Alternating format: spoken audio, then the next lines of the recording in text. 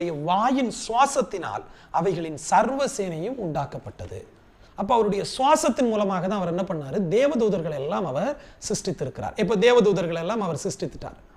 இப்போ இந்த தேவதூதர்களிலும் சற்று சிறியவனாக தான் மனிதனாக இருக்கிற என்னையும் உங்களையும் அவர் சிருஷ்டித்திருக்கிறார். இப்ப மனிதர்களிடத்துல அவருடைய நாமம் இல்லை. அப்ப நம்ம யார்கிட்ட போய் கேட்க வேண்டியதா இருக்குது? தேவதூதர்களிடத்துல போய் தான் கேட்க வேண்டியதா இருக்கு. அவங்க எப்படி தேவனை ஆராதிக்கிறாங்க? நான் ஆராதிக்க வேண்டும் என்று சொல்லி நினைக்கிறேன், ஆனால் என்னிடத்தில் என்ன இல்லை?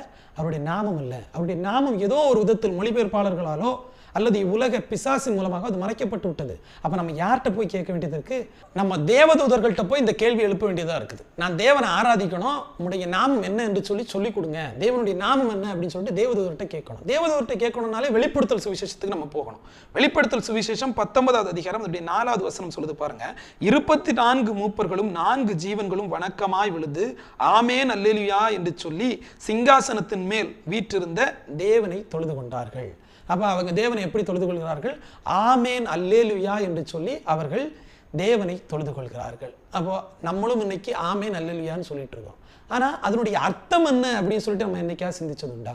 அல்லேலூயா என்கிற வார்த்தையை கூட இன்னைக்கு மொழிபெயர்ப்பாளர்கள் மாற்றிட்டாங்க. ஹalleluya என்கிறது எபிரிய சொல், அதை மொழிபெயர்த்து பிரைஸ் தி லார்ட்னு கொண்டு வந்துட்டாங்க.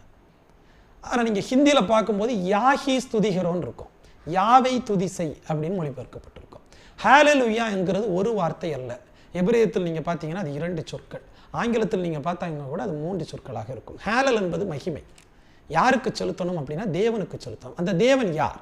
அது அந்த வார்த்தையே சொல்லுது. ஏன் தேவதூதர்கள் ஹalleluya மகிமை உமக்கே என்று சொல்லி யாவுக்கு செலுத்துகிறார்கள். யா என்பது இறைவனுடைய பெயர். இதை தான் ஹிந்தி பைபிள் தெளிவாக சொல்லியிருக்கோம். யாகி ஸ்துதிகிறோம், யாவை நீங்க துதிங்க அப்படின்னு சொல்லியிருக்கோம். ஆனால் தமிழ் பைபிளில் எல்லா இடங்களும் அல்லேலூயா என்கிற அதே வார்த்தை வந்திருக்கிறோம்.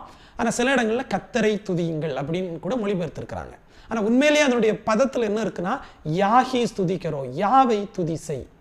யாவை மட்டும்தான் தேவதூதர்கள் துதிக்கிறாங்க. அவங்க அல்லேலூயா ஆமேன் என்று சொல்லி தேவனை துதித்து கொண்டு இருக்கிறார்கள். ஆமேன் என்கிற சொல் வெளிப்படுத்தல கூட சிருஷ்டிப்புக்கு ஆதியமா இருக்கிற ஆமேன் என்கிறவர் சொல்லுகிறதாவது என்று சொல்லி வசனம் இருக்கிறது. ஆமேன் நேரடியாக தேவனை குறிக்கிறது.